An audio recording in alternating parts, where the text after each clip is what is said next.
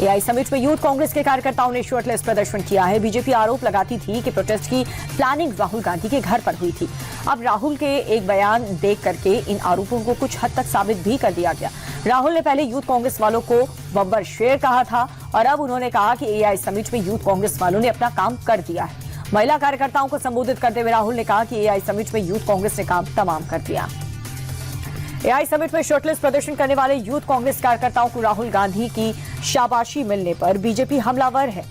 BJP प्रवक्ता संबित पात्रा ने press conference करके राहुल गांधी की तुलना गद्दार से कर दी।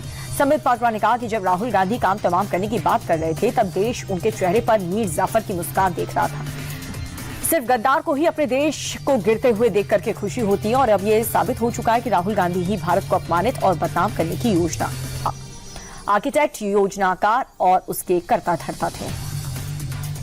तृणमूल देश के मुख्य चुनाव आयुक्त ज्ञानेश कुमार के खिलाफ महाभियोग लाने की तैयारी में है। बताया जा रहा है कि इसके लिए टीएमसी ने इंडिया गठबंधन के साथियों से बात कर ली है और गठबंधन में सहमति भी बन गई है। टीएमसी महाभियोग में प्रस्ताव के ड्राफ्टिंग कर रही। बता दें कि सीसी इस वक्त बंगाल दौरे पर है। हावड़ा में टीएमसी ने आज उनके काफिले को काले झंडे दिखाए और कल भी सीसी को कालीघाट मंदिर के बाहर काले झंडे दिखाए गए थे। मुख्य चुनाव आयुक्त ज्ञानेश कुमार ने पश्चिम बंगाल में विधानसभा चुनाव की तैयारियों की समीक्षा की। सीसी ने कहा कि बंगाल में स्वतंत्र, निष्पक्ष और शांतिपूर्ण चुनाव सुनिश्चित करना चुनाव आयोग की प्राथमिकता है। एसआईआर पर जारी विवाद को लेकर के मुख्य चुनाव आयुक्त ने कहा कि एसआईआर का मकसद ये सुनिश्चित करना है कि वोटर लिस्ट शुद्ध हो या फिर पात्र वोटर को सूची से अपना नाम मिल जाए। सीसी ने आश्वासन दिया है कि एसआईआर में किसी भी पात्र वोटर का नाम नहीं कटेगा। युद्ध के 11वें दिन भी ईरान पर अमेरिका और इजरायल के ताबड़तोड़ हमले जारी हैं। चारों तरफ बमबारी हो रही है। तेहरान में इजरायल ने न्यूक्लियर लैब पर अटैक किया। करज में अमेरिका ने भीषण बमबारी की। यूएस फोर्स ने तेहरान में एक नए तरह के बम से अटैक किया। बमबारी के बाद आसमान में नीली रोशनी निकली। रात में दिन जैसा मंजर नजर आया। उधर इजरायल लेबनान में हिजबुल्लाह के ठिकानों पर भी लगातार हमले जारी हैं। युद्ध में ईरान भी पीछे हटने को तैयार नहीं है। इजरायल समेत खाड़ी देशों में अमेरिकी ठिकानों पर लगातार मिसाइलों से हमला कर रहा है। ईरानी फोर्स ने इजरायल पर क्लस्टर वॉरहेड मिसाइल से अटैक किया। रामला के इजरायली फोर्स के ठिकानों को भी निशाना बनाया। तेल अवीव में ईरान लगातार मिसाइलें दागी जा रही। कतर, कुवैत, बहरीन में अमेरिकी ठिकानों पर ईरान लगातार निशाना बना रहा है। बहरीन में उस होटल में भी ईरान ने अटैक किया जिसमें अमेरिकी अधिकारी ठहरे हुए थे। जंग के बीच ईरान ने अमेरिका को चेतावनी दी है कि आईआरजीसी की तरफ से यह कहा गया कि अब ईरान 1 टन से ज्यादा वॉरहेड वाली मिसाइलों का इस्तेमाल करेगा। ईरान ने कहा कि दुश्मनों को पूरी तरह से खत्म किया जाएगा। आपको ये भी बता दें कि अब तक 1 टन से कम वॉरहेड की मिसाइलों ने इजरायल में काफी नुकसान किया। एक्सपर्ट्स का मानना यह है कि अगर ऐसा हुआ तो इजरायल में भारी नुकसान हो सकता है और तबाही का स्तर और भी ज्यादा बढ़ सकता है। ग्लोबल मार्केट में तेल की कीमतों में गिरावट देखने को मिली है। मंगलवार को एशिया में ब्रेंट क्रूड ऑयल की कीमत 8.5% गिर गई है, जिसके बाद से प्रति बैरल की कीमत $92.50 पर आ गई। वहीं अमेरिका तेल की कीमत $88.60 पर आ गई है। अमेरिकी राष्ट्रपति डोनाल्ड ट्रंप ने युद्ध को जल्द ही खत्म करने वाले बयान के बाद से कीमतों में गिरावट दर्ज की गई। पिछले कई दिनों से कच्चे तेल की कीमत आसमान छू रही है। मिडिल ईस्ट में तनाव का असर तेल पर दिखाई दे रहा है। खाड़ी की जंग ने दुनिया भर में तेल संकट पैदा कर दिया और इसे लेकर के दुनिया की सबसे बड़ी तेल कंपनी अरामको ने एक बड़ा बयान दिया। अरामको का कहना यह है कि अगर ये युद्ध ऐसा ही जारी रहा तो इससे कई देश तेल के लिए तरस जाएंगे। स्ट्रेट ऑफ हॉर्मुज के बंद रहने के बाद बड़ा तेल संकट आ सकता है।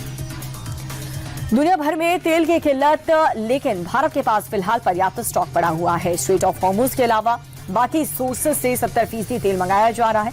सरकार ने पहले ही साफ कर दिया था कि फिलहाल पेट्रोल डीजल के दाम नहीं बढ़ेंगे। बात एलपीजी की तो बुकिंग टाइम बढ़ाने के साथ आउटपुट को भी 10% बढ़ा दिया गया। कमेटी के जरिए शॉर्टेज की निगरानी हो रही है। सरकारी सूत्र इस बात की पुष्टि भी कर रहे हैं। अमेरिका, इजरायल और ईरान के बीच छिड़ी जंग भीषण होती जा रही है। भारत में तेल और गैस आपूर्ति पर इसका असर पड़ रहा है। कमर्शियल गैस की भारी किल्लत हो रही है और इस बीच घरेलू गैस की आपूर्ति सुनिश्चित करने के लिए सरकार ने आपातकालीन प्रावधानों के तहत एसेंशियल कमोडिटीज एक्ट लागू कर दिया। सरकार ने प्राकृतिक गैस की आपूर्ति को प्राथमिक सेक्टर्स के हिसाब से निर्धारित करने के आदेश दिए ताकि घरेलू और आवश्यक क्षेत्र में पर्याप्त मात्रा में गैस मिले और संकट के प्रभाव को कम किया जा सके।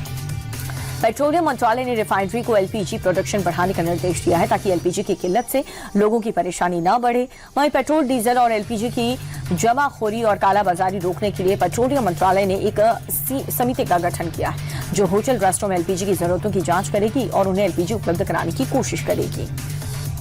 तेल और गैस संकट को लेकर के विपक्ष ने सरकार पर सवाल उठाने शुरू कर दिए हैं। समाजवादी पार्टी के सांसद रामगोपाल यादव ने साफ कह दिया कि सरकार स्टॉक को लेकर के देश की जनता को गुमराह कर रही है।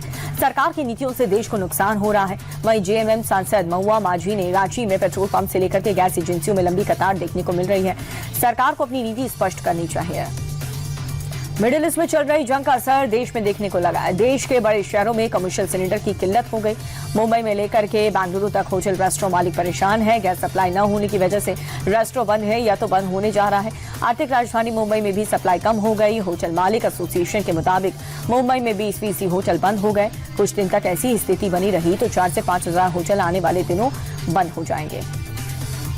गुजरात के नाडियाद में शराब माफियाओं के खिलाफ एक बड़ी कार्रवाई है। ऑपरेशन बुलडोजर के तहत 1 करोड़ 21 लाख रुपए की विदेशी शराब को नष्ट किया गया। कोर्ट के आदेश अनुसार पुलिस ने 42,000 से ज्यादा शराब की बोतलों पर बुलडोजर चला करके उन्हें नष्ट किया। बता दें कि गुजरात एक ड्राई स्टेट है, यानी कि यहाँ पर शराबबंदी है। बीते 4 साल में नाडियाद डिवीजन में प्रशासन ने 20 करोड़ से ज्यादा की शराब को नष्ट किया है।